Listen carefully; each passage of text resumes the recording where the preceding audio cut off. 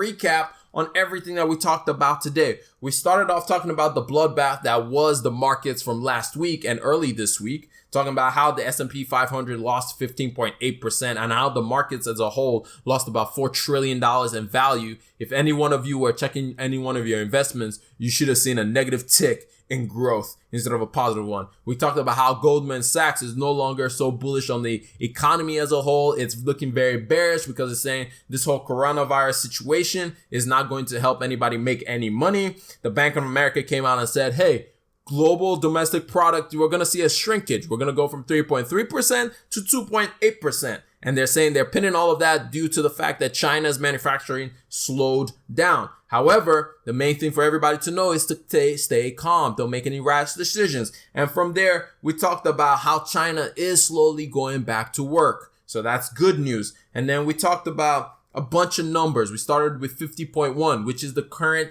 purchasing manufacturers index, aka the US manufacturing report, where right now it's 50.1, which seems like a good number, but however, when you compare it to what we were at in January at 50.9, it's not that great. And then we look at China's number as well. That's reporting at 40.3 for February, and that's not wonderful. It's basically confirming everything we have been talking about and thinking about when it comes to manufacturing slowdown. And then we talked about the Feds, which, as we expected, reduced interest rates. However, they did it early in the ball game. Everybody expected them to do it 2 weeks from now, but they did it earlier because they needed to boost the economies after meeting with the other participants in the G7 summit. And then we closed it out explaining and talking about what the treasury yield is and how the 10-year treasury yield for the first time in all of history is below 1%.